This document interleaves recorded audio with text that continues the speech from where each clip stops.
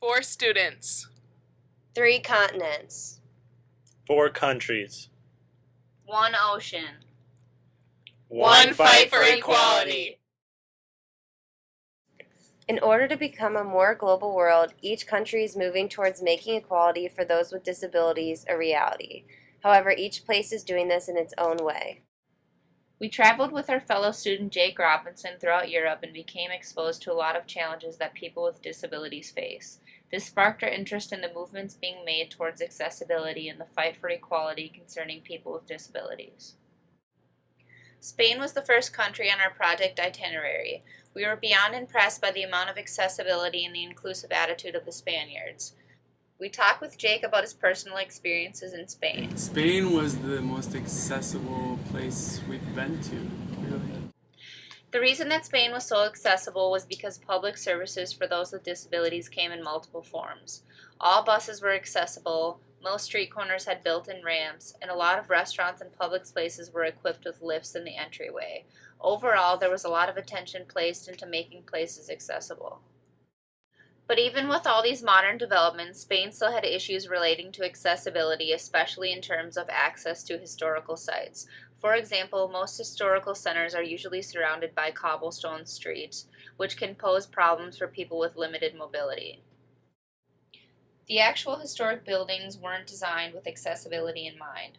Most had large staircases leading to the main entrance, and a back entrance was added for people who needed assistance with admission. However, even upon entry, there was still physical obstacles that prevented full exploration of the historical sites. Spain still faces challenges in terms of accessibility and maintaining the historical integrity of the country, but what Spain lacks in accessibility, the people make up for with their inclusive attitudes.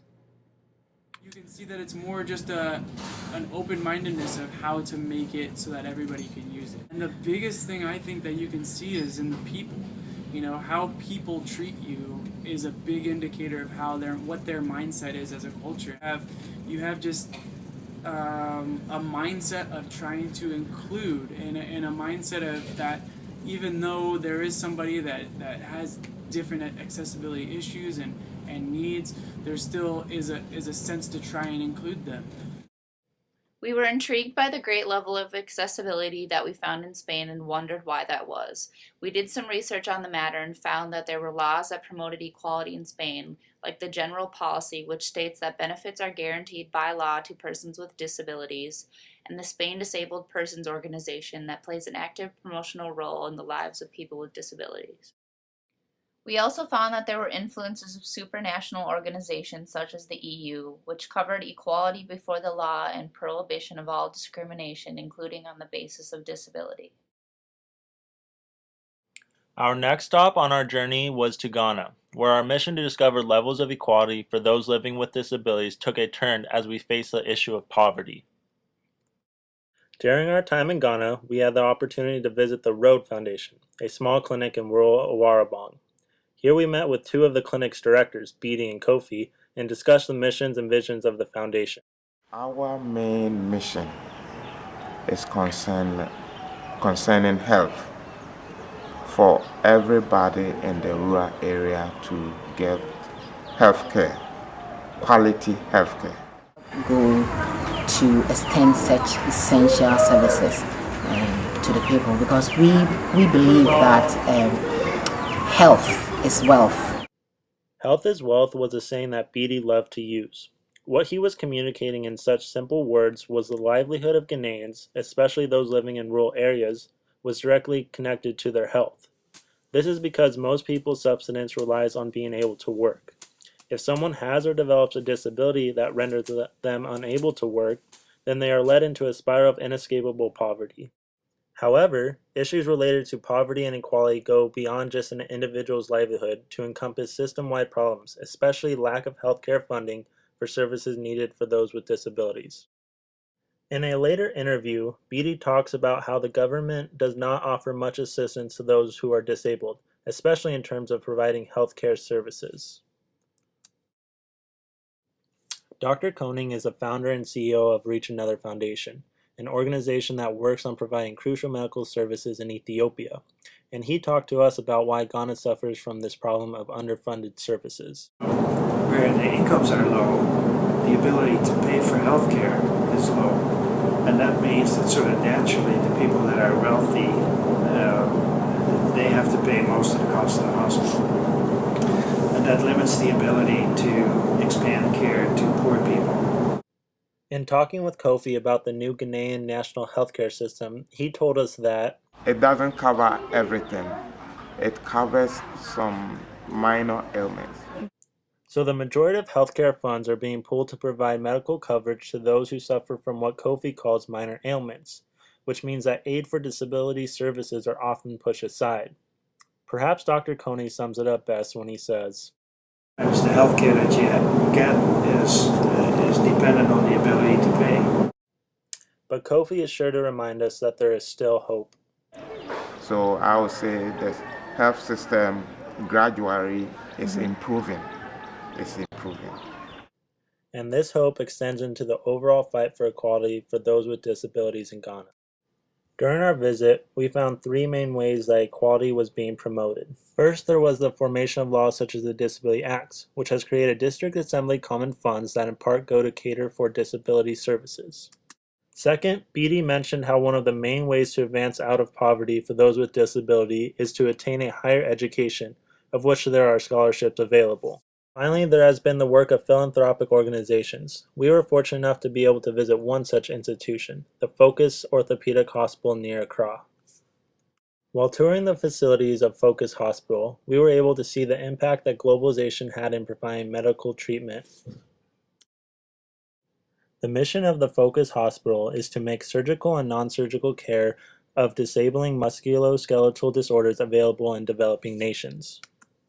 This is a form of intra-African medical tourism, right? And other people come from Sierra Leone and Ivory Coast. They come there. The other flip side of that is that people come to operate there. As a medical tourist center, Focus has been hugely successful in raising money to fund the development of its advanced facilities to give its patients the best quality of care. However, while the work of Focus is a noble cause, it is not without its downsides.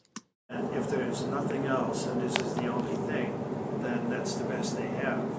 But really what's important is that local physicians are taught, and this transfer of knowledge is what needs to happen. And what about the Ghanaian people, who could benefit immensely from the use of the orthopedic hospital's facilities, but cannot because their health insurance doesn't cover such care? Instead, they must make do with clinics like what we found in Awarabong, which had but a mere few benches with mosquito net covering, a shanty laboratory, and a scarce pharmacy. This once again illuminates the problem of money acting as a barrier to proper access and equality. On our journey over to South Africa, we learned about the great transformation the country has been going through in the past few decades. One disparity that we still saw in existence is the drastic difference in accessibility between townships and cities. In the townships, it is much more difficult to get around. Dirt roads cover the entire area with little pebbles and rocks preventing easy access for people in wheelchairs or people with limited mobility. Ramps and other infrastructure supporting accessibility are not normally found within the area. Access to medical care isn't always readily available for those living in townships. At best, little clinics are set up in the townships with doctors able to diagnose common illnesses. Many times, individuals are required to make self-diagnoses, and medical equipment is scarce. Leg and arm casts are homemade and crutches aren't available. It is required to go to the cities to receive treatment with certain specializations that are many times necessary for people with disabilities. Living with a disability in cities such as Cape Town is drastically different than in the townships. Most buildings are handicap accessible and have ramps and elevators to allow people to maneuver through easily. Handicap signs can be seen throughout the city, on street corners, public buildings, and restrooms around town. Healthcare is much easier to receive in the cities, with most services readily accessible. When speaking with our tour guide Delia, she mentioned that most people participate in the public healthcare system, with the wealthier individuals paying for private services. There has been a shift towards private services recently because they provide better quality care. Although the private healthcare system may have better quality care, the public sector offers benefits for people with disabilities.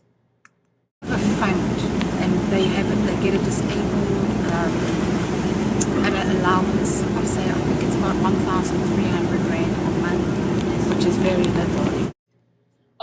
very little, these payments make a great difference. Many changes have been made to work towards equality in South Africa. Since the end of the apartheid, multiple laws and acts have been put in place to ensure equal treatment of people regardless of their color, gender, or disability. It has become law that companies, as part of their employment equity, have to employ a certain amount of disabled. And there are those that are adhering to it. There are still those that have to be policed in order to make sure that it is actually done. The Equal Employment Equity Law is just one example of how post-apartheid South Africa is moving towards a more equal society for those previously disenfranchised groups, including people with disabilities. During our experience in Argentina, we had the opportunity to view its accessibility firsthand and learn about their free public healthcare system. We came to find that this is due to a new fight for equality for all minorities. While traveling through the city of Buenos Aires, we found that it was extremely accessible for those with disabilities. Buses were marked with handicap signs so that those with disabilities knew which buses they had access to. There were also ramps on the street corners for them to cross the road. Lifts are placed in many buildings to give them access. Through interviews, we found that cities were more accessible than rural areas due to the laws of that province. This is Alejandro Gomez, and we talked to him a little bit about private versus public health care. We do have free healthcare, so people with disabilities, they get their treatment, but they get a better service if they have a private insurance and not there. Then we learned about subsidies from Carlos and Belaine, who are two medical researchers. They have a lot of subsidies to make some application for wheels and some of the structures that you need to have in your home to move and to get clean it. Accessibility within public transport and the healthcare system are improving due to the fight for equality in Argentina. Argentinians have been fighting for equality for many years now. This is evident through the many demonstrations that we saw when near the Casa Rosa, which is the president's office in the main plaza. Recently, a new law was passed in favor of all minorities, the LGBT community, women, and even those with disabilities. Since then, the government has been making a great effort to make things equal for everyone, including public transportation access, job positions and pay, and treatment of these people. I hope that this is going to keep going, and it's not only for for political purposes, but for changing the reality of these people that need some special cares. The disability rights movement in the U.S. changed the reality of many people's lives. It occurred during the civil rights movement in the 1960s, inspired by the African American and women's rights movements. Enormous gains for people with disabilities have been made. The specific goals and demands of the movement are accessibility and safety in transportation, architecture and the physical environment, and freedom from abuse, neglect, and violation of patients' rights. The United States fights began the spread of a movement across the Atlantic Ocean and the globe. This once-in-a-lifetime journey taught us many things about equality. Around the Atlantic Ocean, countries are fighting for it. Many of these countries are winning the fight, and others are just getting into the heart of the battle. Even the countries on the brink of victory still have great strides left to beat discrimination. People with disabilities are some of the soldiers on the front line. Many are victorious, but many are still being torn down, even in places assumed to be equal. Our own awareness was raised through this project, enabling us to teach others, a spiraling effect that can lead to change and a shift toward equality for all.